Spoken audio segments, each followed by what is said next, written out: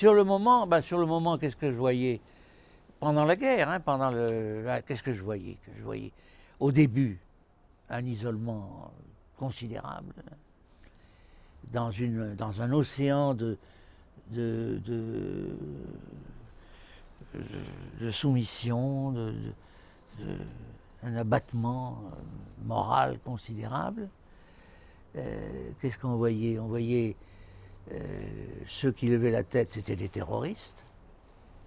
Terroristes.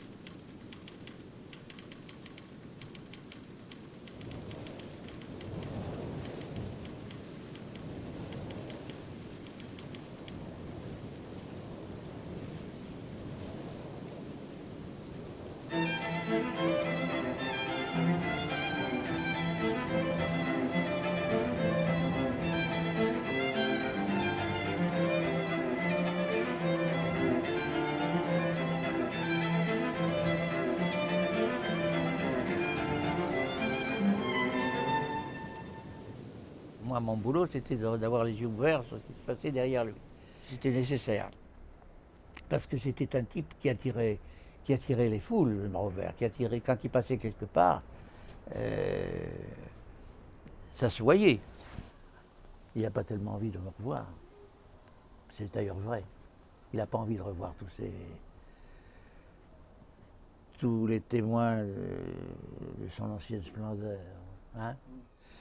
Il était en avance de 60 ans, le con, sur ce qui se passe maintenant. Moi, il m'avait semblé sympathique. C'est un type qui avait un allant terrible, un enthousiasme. C'était vraiment un chef. Hein. Ouais, il était un peu cinglé. L'ennui, c'est qu'il avait des idées, vous comprenez, c'est ça le problème. Hein. Quelles idées? Oui, ces idées de transformer le monde, de préparer le monde de demain. Hein. Alors, il était aidé par ce qu'on appelait les cogiteurs. Hein. D'où provient cette crise? Elle provient de ce que l'humanité n'a pas pris conscience de la signification de sa conquête. Elle n'a pas compris qu'à un bouleversement économique est nécessairement lié un bouleversement des rapports moraux, intellectuels, politiques. C'est pourquoi la première révolution, la révolution nécessaire, c'est la réadaptation de nos consciences. Il nous faut savoir à quel destin cette puissance mécanique nous permet d'aspirer. Il y va de notre liberté et de notre vie. Que notre volonté domine ce mouvement économique aveugle qui, aujourd'hui, nous entraîne.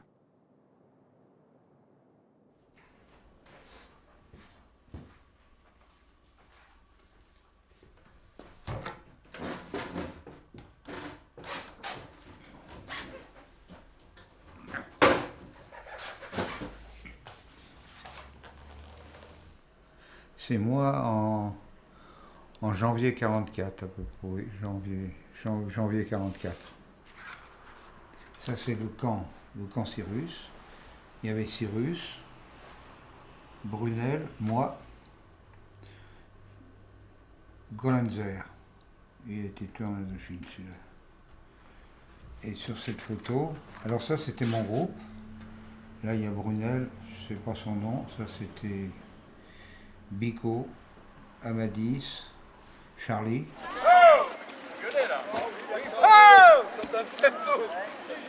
Joe, Nick et Rodin. Voilà le président là.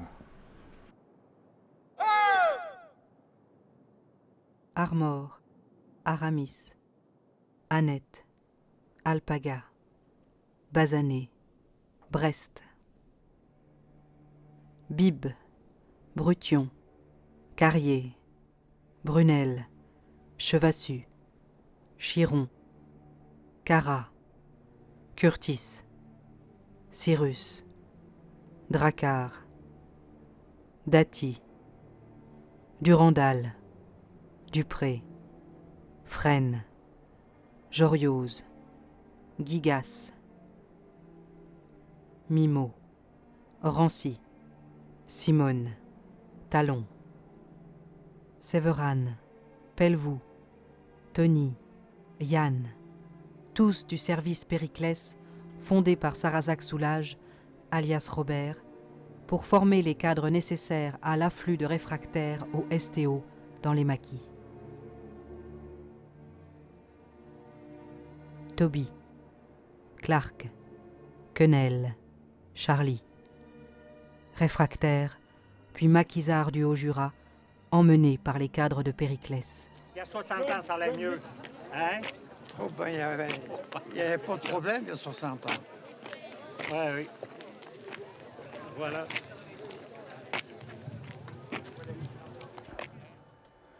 Alors voilà, il y a une fille. Alors, pas mis celui-là, je ne sais pas où il a fini. Celui-là, le Marcel Ferraro, il est encore en vie. Puis je ne sais pas où les autres, les filles, ça. À la première page, il y a la photo de mes copains, de mon frangin, enfin tous les copains du quartier. Roger Longchamp.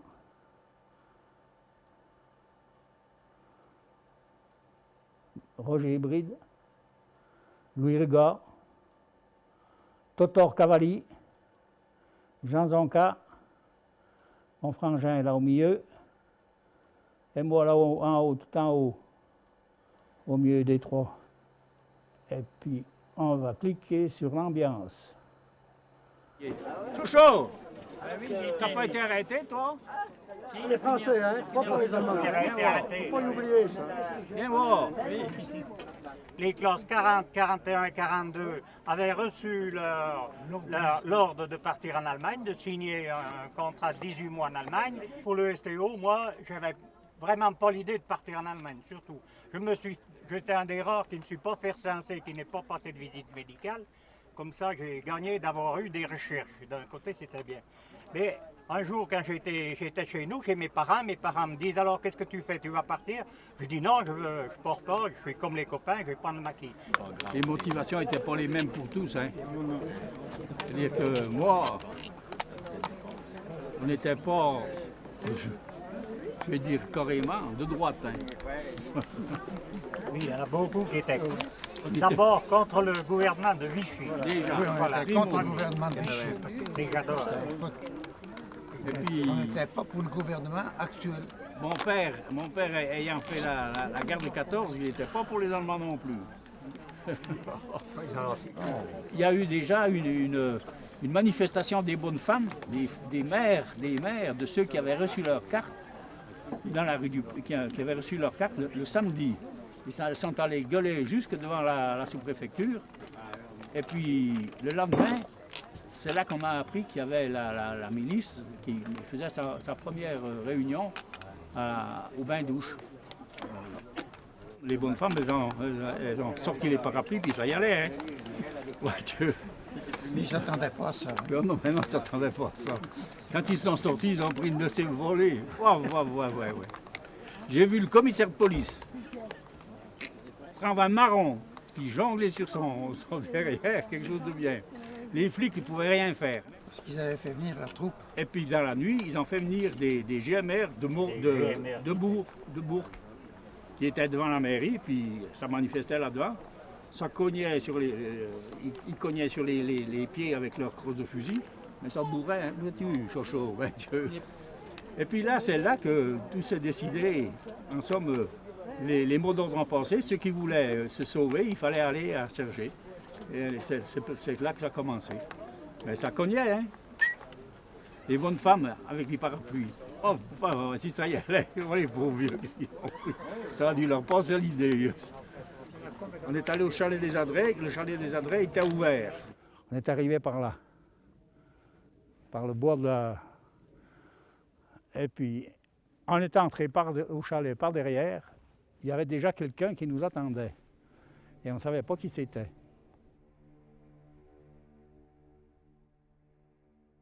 Les réfractaires des Adrets ont été pris en charge par la Fraternelle, réseau résistant issu du mouvement socialiste coopératif de Saint-Claude. Très vite, la grande affluence dans les chalets incite la Fraternelle à chercher d'urgence un encadrement militaire.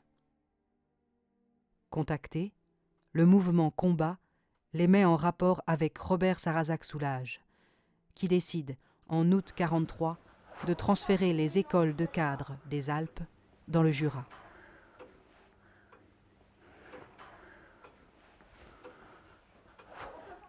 Oui. Non, mais c'est pour la mémoire. Hein? Oui, enfin c'est... Allez, on s'en va. Wiedersehen. Ouais, Duc, c'est où? Alors, quand on venait depuis le Frénois, qu'on allait jusque là-haut, au Torami en haut, chercher des chevrets. C'est des petits fromages carrés. On allait chercher des chevrets, on passait derrière, là, pas là. On traversait, on montait là-bas vers chez le Gindre, pas chez le Gindre, devant chez le Legrand. On montait tout le long, toujours à la lisière des bois, pour pouvoir s'enfiler quand on a quelque chose. Mais on ne rencontrait personne. Mais quand on a été prévenu par ceux de la Moura que les gendarmes arrivaient, qu'ils ont nettoyé la combe, enfin ils en ont pris là-bas en haut, ils en ont pris un chez le père, un qui était malade, qui était couché chez l'infirmier, et puis ils sont descendus, mais nous, ça nous a chassés de notre chalet.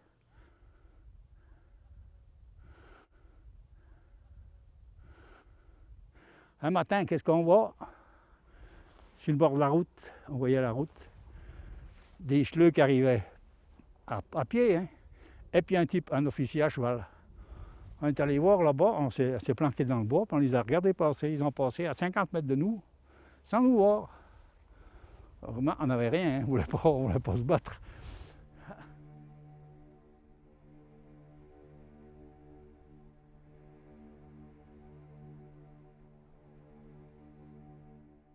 En mars 1944, 14 réfractaires sont massacrés à la ferme de garde-chemin par l'armée allemande et la milice.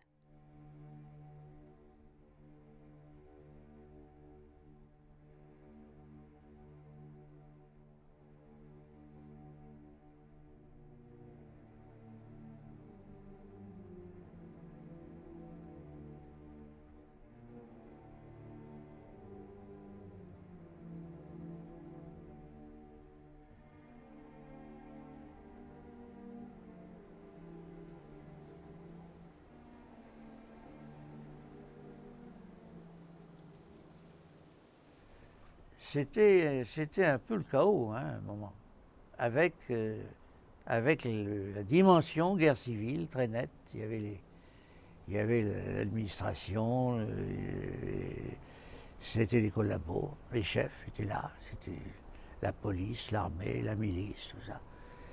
Robert m'a, tout à fait au début, quand il ne savait pas trop quoi faire de moi encore, il m'a dit, dis donc, tu vas aller voir 2 ou 3 officiers qui sont des camarades à moi, des camarades d'école ou Saint-Mexan ou je sais pas quoi, je sais pas où, mais j'étais avec eux dans l'armée.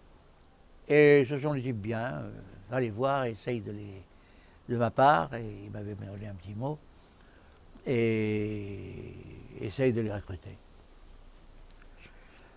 Je me souviens de 3. Il y en avait probablement 2 ou 3 autres, 5 ou 6, que je suis allé voir. Je me souviens de 3. Sur ces 3, aucun n'est venu. Et un au moins m'a très mal reçu. Les 2 autres, blablabla, oui, on va voir, on va revenir. Misérable pétainiste, misérable officier, misérable bourgeois qui avait renoncé au nom de la discipline, de l'ordre et du réalisme à la lutte contre l'oppresseur. et qui avez trahi la vocation de la France, nous vous méprisons comme l'histoire vous méprisera. Vous avez servi l'ennemi et son astucieuse propagande, qui n'a pas eu d'autre but que de nous anesthésier pour paralyser notre volonté de lutte. Goebbels et ses séides de Vichy, Marion, Henriot et les journalistes stipendiés n'ont pas eu de souci plus constant que de chloroformer la France pour lui faire oublier que la guerre continuait, que son sort s'y jouait, qu'elle y avait sa place, qu'elle restait en guerre. Nous sommes battus, répétait Vichy, il faut payer. De Gaulle était condamné à mort, et l'on croyait ainsi changer en un cadavre la volonté de guerre d'un pays.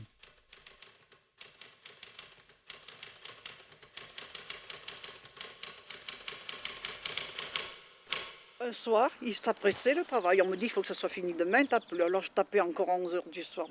On frappe à la porte. Boum, boum, boum. Oh là là, mon cœur. Je dis, mais qu'est-ce que c'est?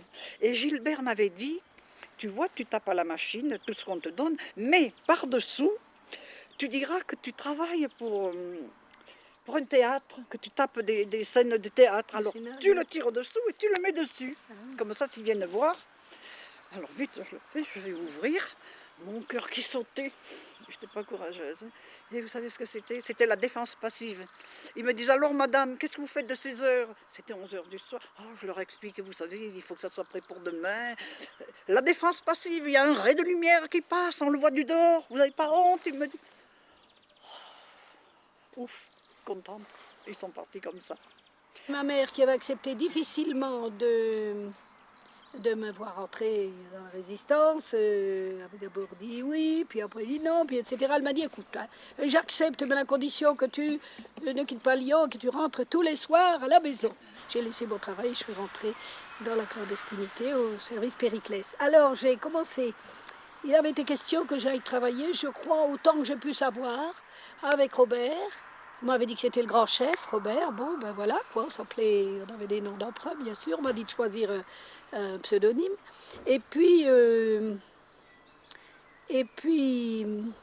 où j'en étais. Ah, on m'avait emmené à Bron, c'est aux alentours de Lyon, dans une maison isolée.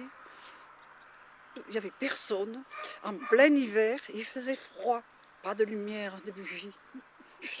Je rigole, hein. Je t'assure que j'ai pleuré, hein. Oui, j'ai pleuré. J'étais toute seule, j'avais peur. Alors les bougies, je suis montée au premier étage, dans des placards, des uniformes d'Allemands suspendus. Mon Dieu, mais où je suis tombée, Rien à manger, j'ai trouvé des lentilles. Et moi, je m'étais dit, je veux bien faire de la résistance, mais je ne veux pas prendre de risques inutiles. Parce que j'avais travaillé, j'avais été faire un rapport avec un certain Durandal. Je pense qu'il est devenu, je ne l'ai jamais revu. Je crois que c'était un officier d'actif. Et il m'avait dit, oh, vous savez, c'est rien de mourir quand on est jeune, vous savez, c'est vite fait. Il dit, le pire, il me dit, ça m'avait donné quand même un peu à réfléchir. Le pire, c'est d'être torturé. Ah, j'ai dit, bon, ben tant pis, t'as pris le truc et il faut l'accepter. Puis voilà, je ferai donc attention. On faisait beaucoup d'écrits sur le futur, sur ce qui allait se passer, parce qu'on espérait bien que tout changerait, que l'esprit de la résistance resterait, qui n'a pas été tellement suivi, mais enfin bon.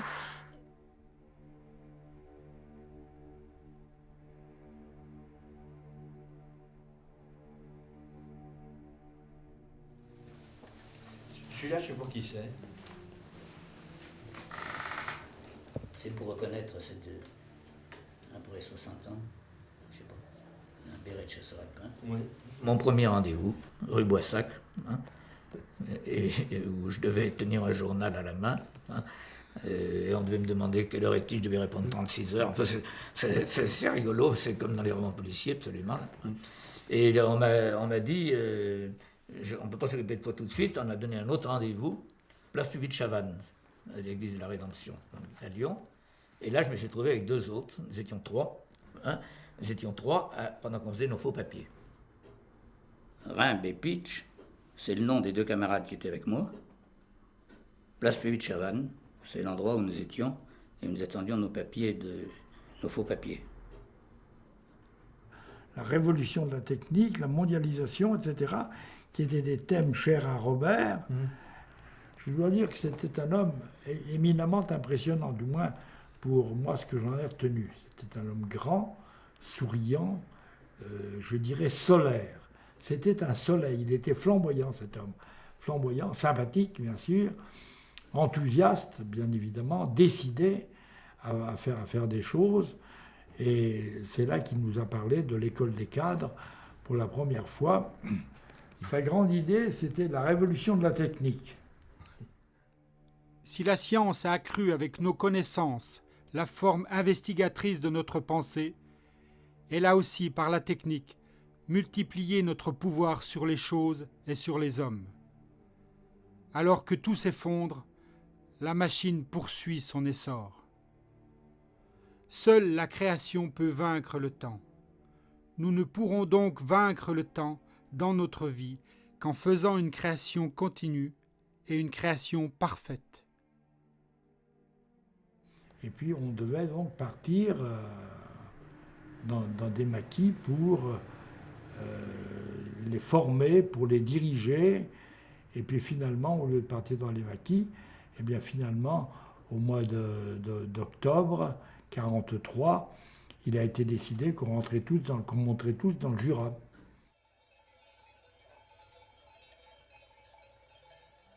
On est arrivé dans le Jura et le lendemain matin, on est parti dans le camion de Jean Grouffillet qui montait du ravitaillement. Donc on est monté en camion. On a traversé Saint-Claude, mais sous une bâche, parce qu'il ne fallait pas qu'on nous voie. Et quand on a été dans la montagne, le camion s'est arrêté, il nous a débâchés. Alors là, ça allait mieux. Et on est arrivé à la Bamboche. Donc c'était en... C'est-à-dire au replat, quoi. En fait. Replat, oui. Nous arrivons du replat, nous arrivons du replat. Nous nous arrêtons là. Je suis incapable de chanter. Et c'est qu'au mois de septembre, au début septembre, que s'est organisé au replat le service Périclès et que là sont venus à peu près les cadres du Maquis du Haut-Jura. Les cadres du Maquis du Haut-Jura qui ont été un peu tous les anciens, avec Tony, avec bien des gars. Et c'est là, au replat, à la Moura, que s'est organisé le début du Maquis du Haut-Jura. Ces cadres-là, ils venaient de Savoie. d'Isère. De l'Isère. C'est Barbie qui était là. Et il y en arrivait tout le temps. Toutes les heures, il y arrivait des types avec un sac, une valise. Et ils avaient regroupé, je pense, des espèces d'écoles ou des espèces de maquis un peu dans toute la France. Hein. Parce qu'ils en avaient à la Lavandrée, hein, des trucs comme ça. Ils sont tous regroupés là.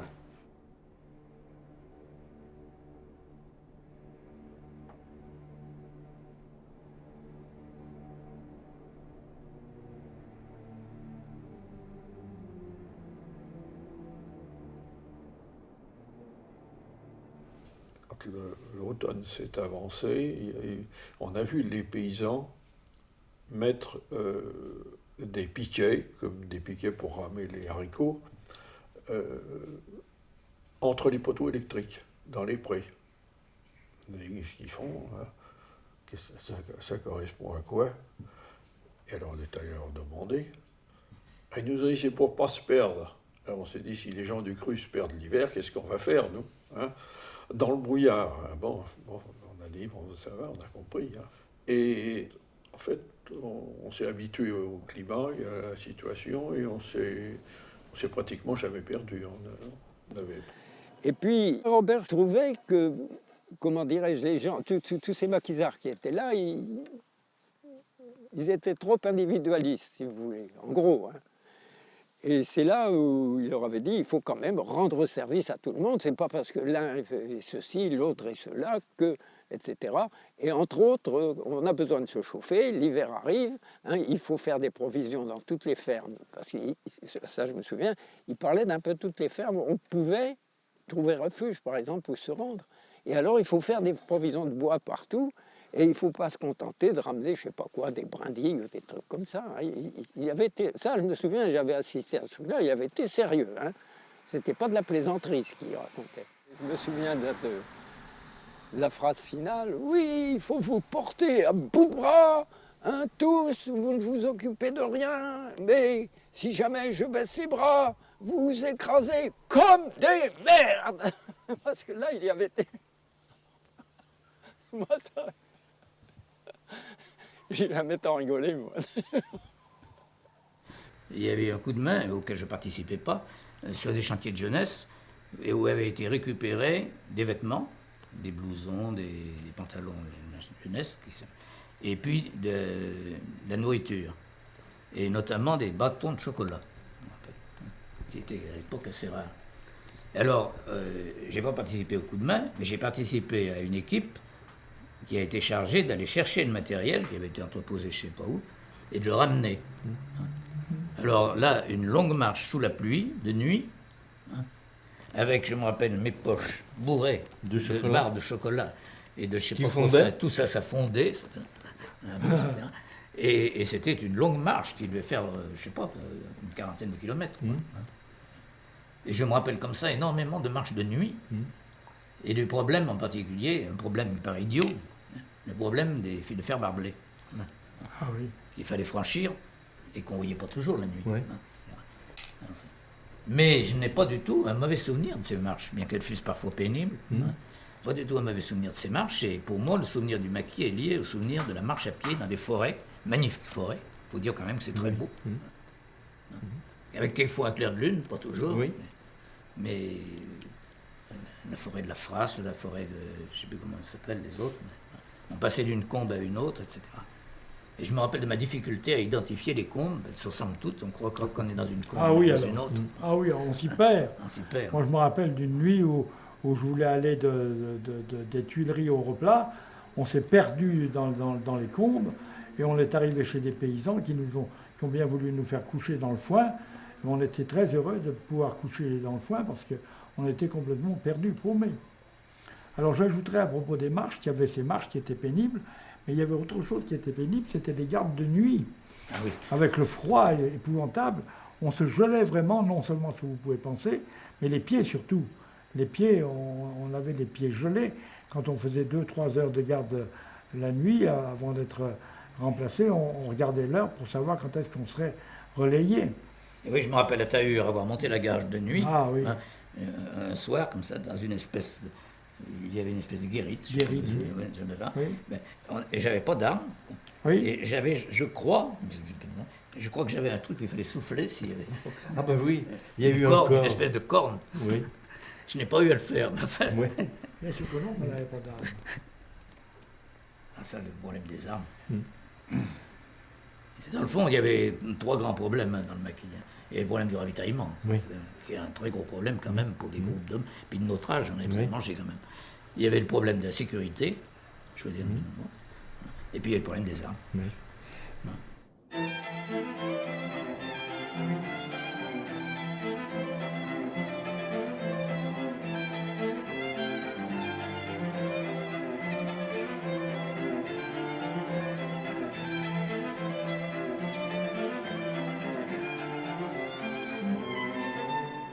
J'ai essayé de prendre contact avec les chefs. Il y a les cartes, je ne sais même plus leur nom. Négatif, hein, je n'ai rien pu en tirer. Hein. Alors je leur ai dit quand est-ce que Robert va arriver. Ça, j'ai attendu, hein, parce qu'il ne venait pas souvent, Robert. Et j'ai fini par le rencontrer.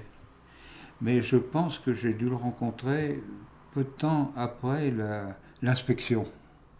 L'inspection de Xavier et Cantinier. Puis un troisième, il y en avait un troisième aussi. Et je me souviens que l'arrivée du colonel anglais nous avait impressionnés. On s'était dit, cette fois, on rentre dans la résistance, on rentre dans l'armée, on va se battre. Ouais, c'était un peu d'illusion. Et là, j'ai assisté à l'exposé de Robert sur l'avenir, sur ce qu'il voulait faire. Il a exposé ça à l'anglais et à Cantinier. Alors, il a exposé, il fallait se battre, il fallait se préparer, c'était le moment et tout ça. Et puis, il fallait voir plus loin, il fallait voir l'avenir. Et il a commencé, il a dit, bon, je vais vous faire un petit descriptif du monde actuel. Là, les gens étaient un peu étonnés déjà. Enfin, il a commencé par parler du national-socialisme, catastrophe, marxisme, communisme, catastrophe, et anglo-saxon, capitalisme, catastrophe. Il a parlé pendant à peu près 20 minutes. Moi, je sais qu'on est sorti un peu atterré parce que l'anglais écoutait. Hein. Alors, demander des armes à l'anglais en lui disant qu'on voulait ficher en l'air le capitalisme anglo-saxon.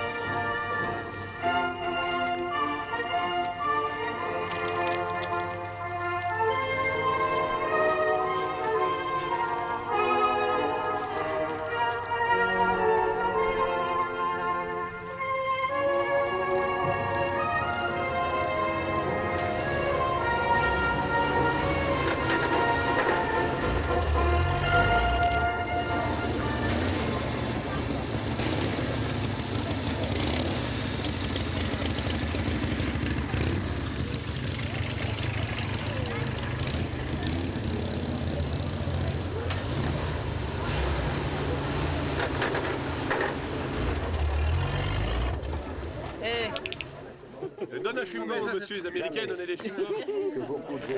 Pas le chocolat. Paix, de bonheur et de liberté. Vive la République, vive la France. Le gamin aussi, là aussi, il est beau aussi, lui. Celui du gamin, il est beau. Ah non, pas celui-là, non. Ah non, ça, il est bon. Ouais, mais ils font des belles copies maintenant. Bah oui, sûrement, puis ils vieillissent. Ouais, oui, parce que là ça se voit au cuir. Le cuir, c'est pas... Et en Normandie, cette année en Normandie, il fallait voir tout ce qui se vendait. Je suis l'ancien depuis 38 ans. Comment vous appelez-vous? Christian David. Nous vous demandons tous une minute de silence en souvenir de notre ami Jean Regat. Pendant le dépôt des cendres.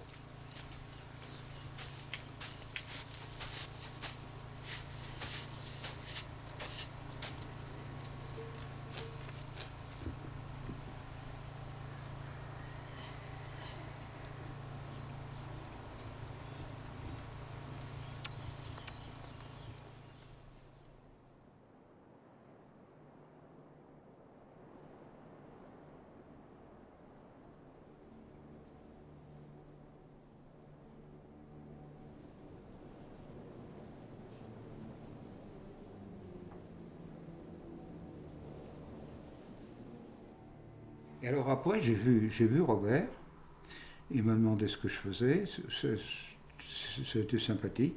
Je lui ai exposé mon affaire, je lui ai dit, je ne suis pas à commander un détachement.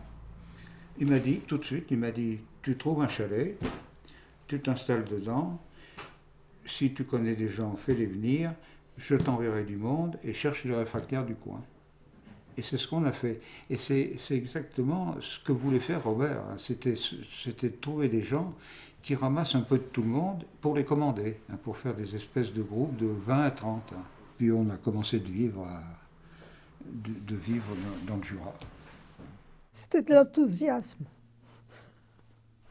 On allait y aller pour les chasser.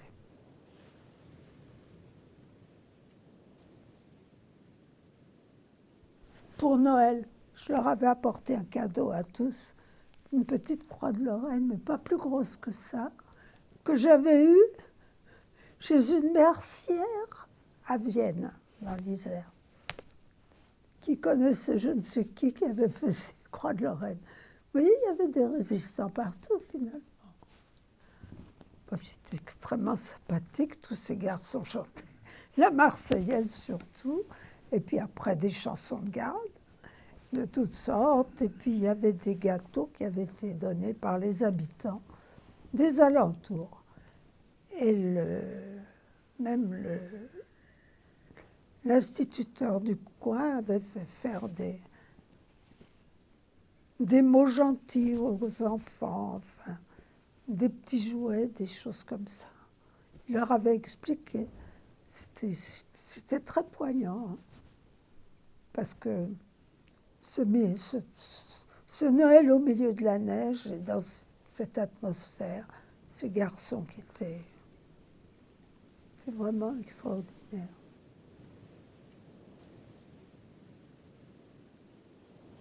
Comment il s'appelait, Sarrazac, qui voulait chasser les Allemands par la bombe et la prière. C'est un bon exemple de mentalité des gens qui étaient dans l'organisation.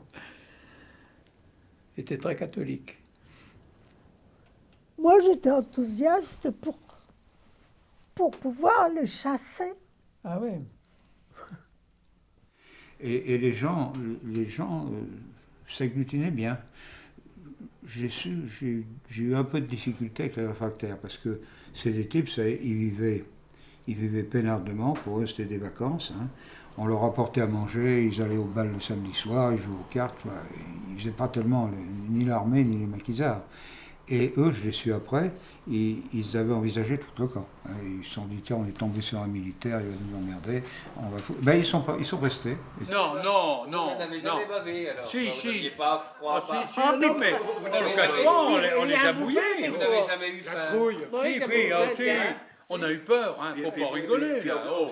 Le gars qui vous dirait qu'il n'a pas eu peur, c'est un menteur. Faut pas rigoler. On a fait des bonnes parties de cartes. On s'est peut-être bien saoulé la gueule, on a peut-être bien cassé la coupe, mais pas tout le temps. On les a... Non. Oh là là, il y a des coups, ils n'avaient rien bouffé. Hein. On a enterré les arbres, on ne les a jamais retrouvés dans la machine. C'était moins sévère, c'était plutôt des gens d'expérience qui s'étaient frottés à l'armée allemande, quelquefois, qui disaient, ben voilà comment il faut faire. Et la plupart du temps, la meilleure chose de conserver sa vie, c'était la fuite. Hein. Et puis il n'était pas armé, alors, tu sais. J'ai tiré la goupille, puis lui, il a sauté dans les orties. Oui, on était farceurs. On a été farceurs malgré tout. Non, mais c'est toi qui as revendu les armes après. Non. Vous êtes peut-être plein de pognon maintenant, tu vois, hein. Ça ressort. Hein. Oh, c'était des bons moments. C'était des bons moments. Parlez-en, chef, qui reste encore, vous allez voir. Le but, c'était donc de nous former et puis de nous envoyer ensuite en équipe volante 2 par 2. Hein. C'est comme les gendarmes, il fallait partir par 2. Et 2 par 2 dans des régions où on aurait encadré donc des jeunes qui étaient réfractaires au STO pour former des maquis. Et puis donner un certain esprit. On a eu des équipes formidables, comme Carrier, Joyeuse, des types formidables. Mais le nombre de types qui ont été arrêtés et déportés ou fusillés a été certainement 2 sur 3. Peut-être même les 3 quarts. Oui. Hein? Parce que... Et puis alors... il est certain que dans les Pyrénées-Atlantiques, en Bretagne ou en Normandie ou dans le Nord, on ne nous attendait pas. Les équipes étaient formées, les chefs s'étaient imposés. 6h45, levé, détente matinale. Emploi toilette, du temps, première période session du 17 au 22 août 43. 7h15. Épluchage légumes. Lecture collective. 16h30. Travaux de propreté militaire et de couture. Théorique. Lecture collective. Instruction civique. 11h. 12h. Nettoyage. Instruction civique. Pour l'éducation physique. Épluchage légumes. 14h. 18h30. 19h30. Travaux de toilette complète et de mise en tenue du soir. Performance individuelle collective. Coucher. Minuit. Des sessions de formation, des sessions de 15 jours, 3 semaines. Hein. Mais ça a été assez efficace. Là j'ai eu un renseignement, quand j'essayais de faire une espèce d'historique de ça, il y a Brunel qui est un ancien du camp de Cyrus, qui est venu me voir, on a passé 2 jours ensemble, et il m'avait raconté, quand il avait fini sa formation, on l'avait envoyé dans un camp, et il est arrivé alors gonflé, il m'a dit, moi j'en voulais, il est arrivé dans un camp qui était en hibernation, hein, j'étais peinard, je ne dis pas qui c'était en pagaille, mais ils étaient peinards. Et lui, ça m'avait frappé, c'est que ça prouvait qu'il avait tout de même reçu une formation. Cette formation était efficace, parce qu'il en voulait, et il est tombé dans un truc qui n'était pas il est resté, il s'est bien intégré. Mais enfin, c'est la réaction de Brunel. Le camp, c'est pas d'importance, mais c'est la réaction de Brunel qui dit j'ai été déçu, je croyais qu'il y avait de l'animation. Hein, ce qui prouve qu'il a bien été gonflé. J'ai connu aussi, dans un sens inverse, des gens qui avaient fait des sessions et qui n'en avaient pas du tout été contents, parce qu'ils n'étaient pas politiquement, si je puis dire, du même avis que Robert, et qui ont quitté le maquis à cause de ça. Mais je ne peux pas dire exactement pourquoi. Il le trouvait utopiste, etc. Il est avec ses citoyens du monde, etc. L'école de cadre de Robert, c'était un peu l'Uriage du maquis. Voilà. Jean-Marie Domnac était très engagé à Uriage, hein, et il était très, très copain, et dans la résistance à la faculté, il était avec Le Sèvre, qui lui était dans notre école de cadre. Ils avaient certainement des points communs. Et alors là, on a vécu là-dedans sans trop de problèmes, on n'a pas eu d'alerte. Vers le 15 décembre, par là, où on nous a dit qu'il faut se trotter, il va y avoir une attaque des Allemands. Alors on est parti vers le Crêt de Chalam, on est allé à Malatrey. Et on a recommencé de s'installer, de vivre là. Et après, ça a été des errances comme ça, on a changé de chalet assez souvent, quoi.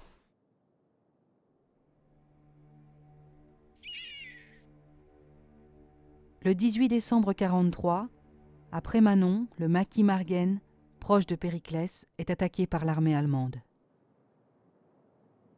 C'est le lendemain même du jour où je suis arrivé, où on m'a dit « Tu es médecin », c'est Chevatsu qui m'a dit ça, « Tu es médecin, viens voir, il y a peut-être encore des survivants ». Et moi, je ne savais pas du tout, et je me suis trouvé tout à coup, il y avait de la neige en abondance, hein, comme parfois il y en a dans le Haut-Jura. Et il y avait là au moins une quinzaine de types que j'ai vus qui étaient morts, ils étaient congelés. Hein. Déjà, ils avaient passé toute la nuit, peut-être davantage, moi là, je restais trop rien. Il y avait au moins 15 types, et il y avait déjà quelques villageois du coin qui étaient en train de les extirper de leur neige. Et c'est là où j'ai vu qu'ils étaient vraiment congelés. Hein, Alors, il n'y avait rien à faire, moi je ne pouvais rien faire. Et puis de toute façon, je vous dis, quand je suis arrivé au maquis, hein, moi j'avais rien. Même pas, je vous dis, même pas un stéthoscope. Robert, je vous dis tout de suite, il m'a dit, ah ben toi, j'avais en gros, d'une façon tout à fait générale, en gros 10 ans de plus que les autres, que les jeunes qu'il avait avec lui. Alors il m'a dit, ah ben toi, tu es le second, c'est pas compliqué, maintenant tu es commandant second du groupe. Ben, j'ai dit, mais j'y connais rien moi, hein. En gros, je venais d'arriver. Ah, il me dit, ça fait rien, tu es là, puis tu es médecin, ils auront confiance en toi. Ah ben Robert nous le disait, hein. Toi, oui, tu as une gueule de chef. Mais il ne le disait pas à tous. Non. Il avait toujours besoin d'argent, et je lui avais dit, bon ben, va voir mon père,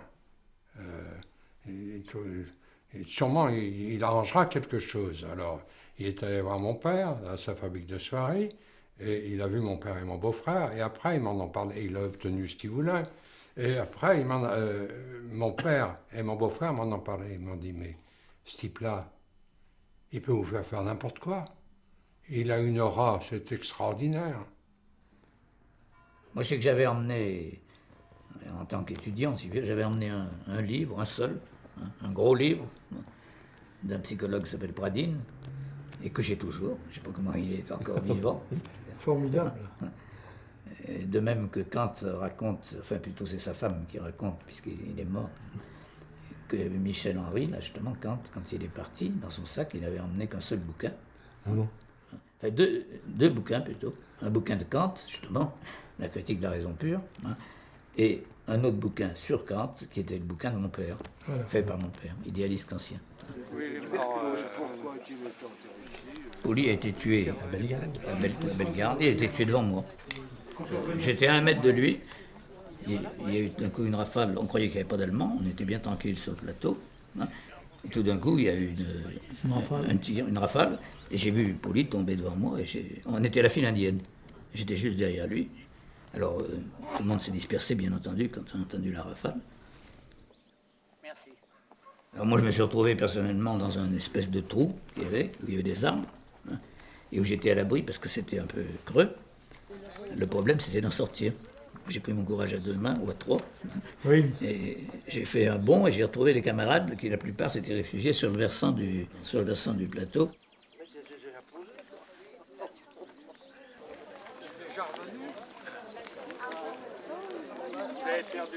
La Vigna et Simone, elles sont parties à la messe, alors elles sont allées se balader. Et comme je suis avec elles dans leur voiture,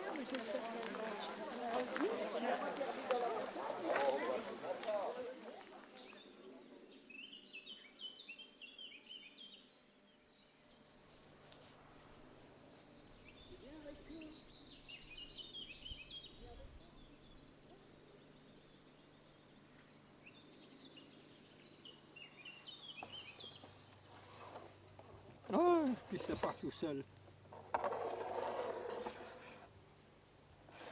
Je vais dessus. Il m'avait dit, ah ben oui, mais tu verras quand tu seras aux Moussières, là, hein, tu vas tomber sur les cogiteurs. Je vous jure, hein, c'est ce qu'il m'a dit, pratiquement mot pour mot. Alors je dis, tiens, les cogiteurs, mais qu'est-ce que c'est? Alors il m'a réexpliqué un peu ce que... Il me dit, bah, en gros, il m'a dit, au lieu de s'occuper de nous faire manger ce soir, par exemple, hein, bah, non, ils sont dans les grandes théories, le monde, etc. Bon, moi j'ai dit... On l'appelait les cogiteurs, oui. qui faisaient les conférences, qui discutaient des discussions hautement philosophiques. Et puis il y avait les Sirards. Les Sirards. Et puis il y avait quelques personnes comme vous qui étaient entre les deux. Il y avait les types comme nous qui étaient entre les deux. Il y avait des étudiants qui étaient en préparation à l'école normale supérieure, c'est-à-dire qui étaient en cagne. Il y avait plusieurs cagneux. Hein. Oui. Il y avait Héron. Ah ben, non, mais oui, c'était les cogiteurs. Oui. Mais les conférenciers... Les conférenciers, d'abord, il y avait Robert qui faisait... Il y avait Robert qui venait nous donner la bonne parole. Il y avait Voltaire. Et il y a eu aussi des officiers de carrière de la coloniale. Eux, ils nous apprenaient les chansons. Je me souviens plus son nom, il y en avait un qui était marrant. Oui, oui. La formation était en cours. C'était bien Périclès. Nous, on aurait aimé être armés rapidement et puis entrer en guerre, faire quelque chose. Du reste, on s'est aperçu après qu'avec l'armement que l'on avait, mis à part des sabotages, on était inexistant. Et ce n'était pas l'avis de Robert. Robert, lui, il pensait à après. Et il nous a souvent dit, mais les problèmes que vous avez maintenant, ce n'est rien à côté des problèmes qu'il y aura après la défaite de l'Allemagne. Et c'est là où, dans le fond, il rejoignait Uriage, il voulait former des gens capables de prendre le pays en main après. C'est le jour où les Allemands seront partis que nous pourrons penser à la libération. Un pays n'est pas libre quand il ne peut pas être occupé, il est libre quand il ne peut plus être occupé. Autrement dit, la liberté n'existe pas sans force intérieure. Et un pays n'a plus de force intérieure quand il a perdu le sens de sa mission.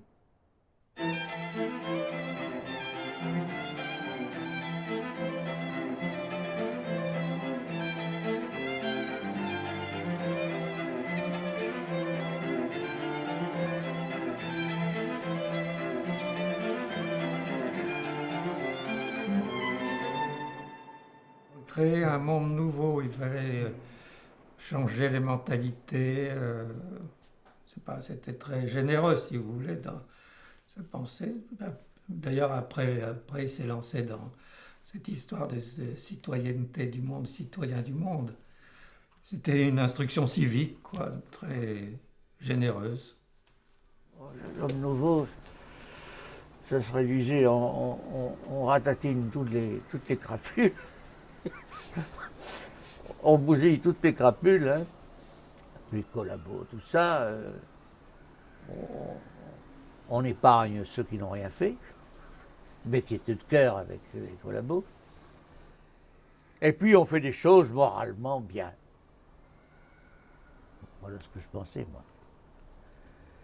Moralement bien. Il ne faut pas être méchant, il ne faut pas être voleur, il faut bien répartir le travail, il faut donner du travail à tout le monde, hein, l'égalité avec les femmes. Non, n'en parlez pas de ça, je suis en train de rajouter là.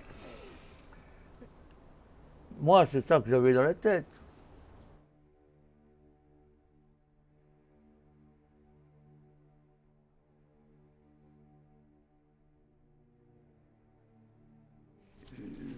Le vrai, c'était ça, vous voyez.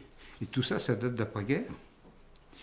Devenez sympathisant au Front humain et test justificatif du Front humain nécessaire. Et vous vous rappelez de quoi ça parle? Ah non. Connaître les dangers et les ennemis communs à la totalité des hommes. La paix ne peut pas être sans une adaptation exacte au nouveau réel de l'âge unitaire mondial. Conditions de l'établissement d'une paix mondiale par les citoyens du monde. Alors là, il y a 8 thèses.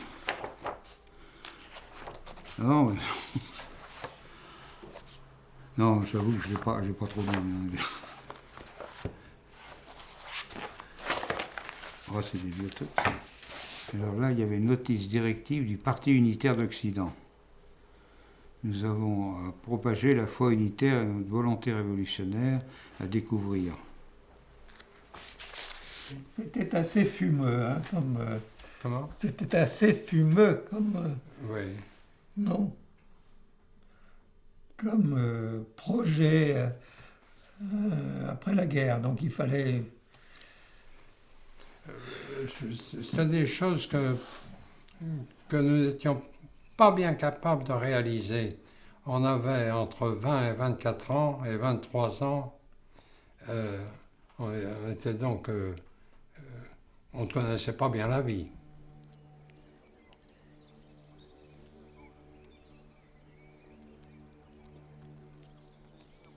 Je suis allé, je ne sais plus comment il s'appelle, où il y avait le PC, où il n'y avait pas le PC, où il y avait le centre d'accueil. Vers l'Embauchieux, non? Oh non, non, non. Et là, il y avait l'intendance. Je suis au coin, là. Non, un peu plus bas, un peu plus bas. Là-bas. Ça fait Aramis, qu'elle voilà, là. Il vous l'a peut-être montré, celle-là, non? Là, il est bien. Puis là, il m'a photographié, on venait de tuer un Allemand, mais lui, il tremblait pour prendre la photo. Alors, ça fait que je ne suis pas net. Mais lui, moi, je l'ai pris nettement. Il doit l'avoir.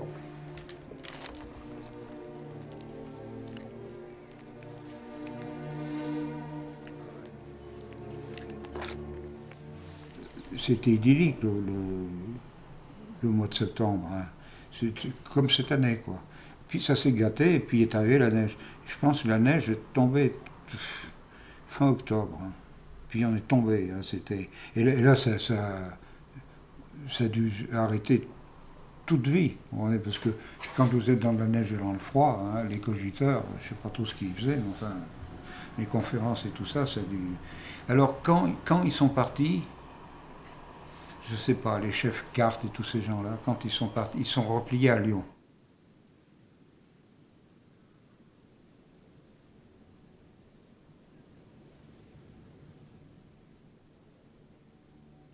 La vision idéale d'un monde fraternel, etc., il essayait de l'imposer au moment où on ne pouvait pas. Aucune idée des conditions pour arriver à ça. Autrement dit, aucune idée sur la structure institutionnelle, politique, économique, idéologique avec les journaux et tout ça. Il n'a pas vu ça. Il n'a pas vu la structure. Il l'a vu, mais il a cru qu'il pourrait la dominer avec ses cadres à l'école. C'est ça sa naïveté. Ça, je suis sûr de ça. Parce que c'est un type honnête, Robert. Durandal, au chef de chalet. Depuis mon arrivée au camp du Jura, plus particulièrement depuis la visite des chefs départementaux et régionaux maquis et le départ de Robert. Beaucoup de mes anciens élèves ou des nouveaux arrivants viennent me trouver individuellement et m'expriment leur inquiétude devant l'apparente inaction de cette période d'attente. Leur désarroi même de constater que le maquis ne répond pas à ce qu'ils espéraient.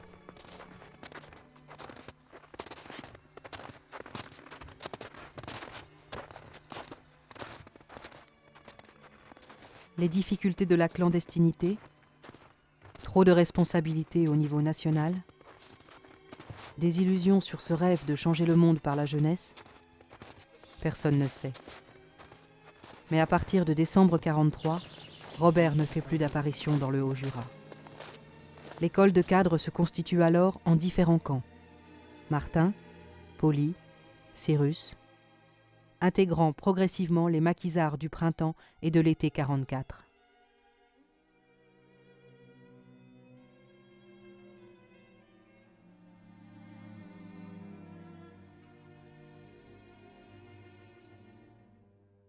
C'est le maquis du Haut-Jura qui est né de la décomposition, comme un champignon. Il est né de la décomposition de Périclès.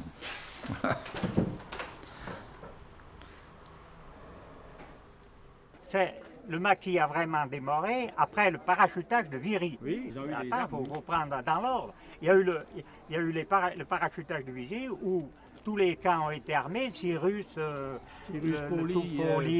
Pauli, Tony et des machins. Et c'est là qu'ils sont revenus, une partie qui sont venus à la Versane, à l'Arivoire, et qu'ils étaient au Blanc. C'était le camp Martin. Et l'attaque, elle a eu lieu le 7 avril. Le 7 avril, c'est-à-dire quand il y a eu la Versane.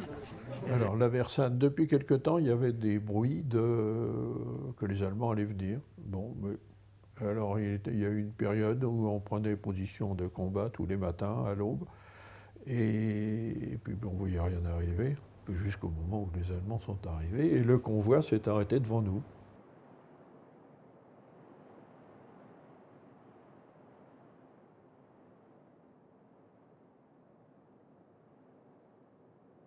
Avec Mimou, on était les premiers à notre position, avec le FM. Les autres se sont éparpillés plus ou moins. C'est là qu'on a commencé à tirer, mais les Allemands avaient l'habitude de se battre, de se battaient très bien, et ils ont aussitôt lancé une bombe fumigène, une ou plusieurs bombes fumigènes, si bien que après on s'est arrêté de tirer parce qu'on ne voyait plus rien. Alors qu'est-ce qu'ils ont fait là? Ils se sont éparpillés dans la nature derrière, il y avait des tas de fumier, ils se sont planqués et ils nous ont canardés. Il y avait des tirs de mitrailleuses qui nous passaient au-dessus de la tête, hein, et ça claque. D'ailleurs, ça siffle pas, ça claque. Hein. Quand ça siffle, c'est pas dangereux, c'est quand ça claque que ça passe pas loin. Ça s'écrasait sur la falaise derrière nous.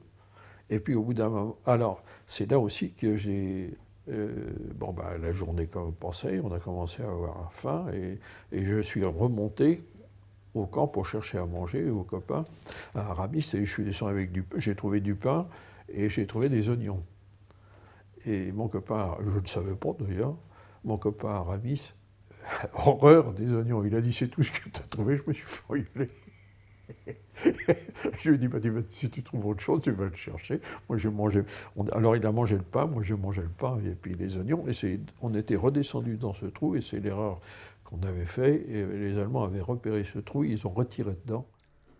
Et nous, on a été blessés le soir, sur les coups de 3 heures, je pense. Vous avez été blessé? Oui. Le matin, il y avait déjà eu des tués chez nous.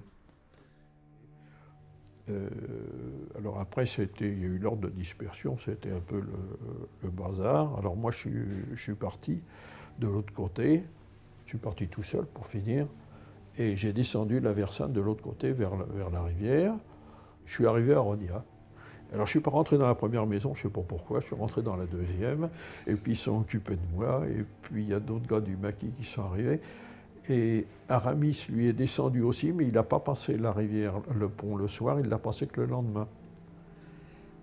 Le lendemain matin, donc, je me suis réveillé, et puis sur le soir, j'ai dit, je vais aller à Rogna, à l'hôpital. Je crois que je m'étais mis dans la tête qu'il y avait un hôpital à Rogna. Un hôpital à Rogna. Oui. Alors je suis parti, et je suis arrivé à Rogna.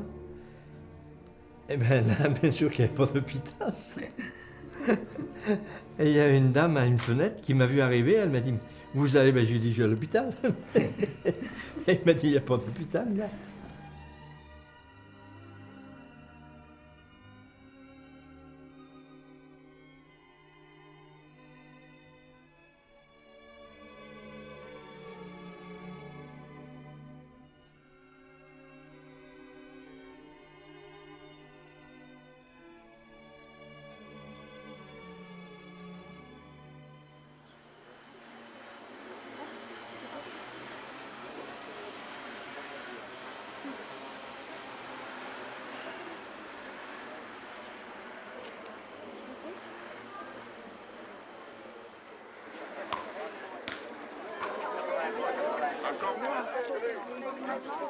Oh, t'as la combien bien longue. Oh, oui.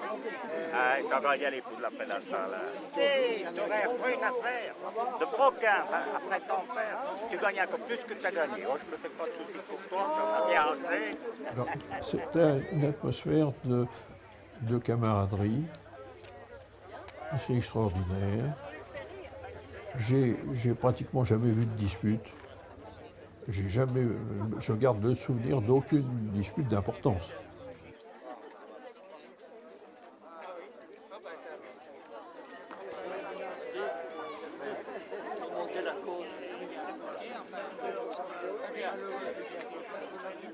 L'état d'esprit Périclès, c'est-à-dire penser à ce qui se passera après.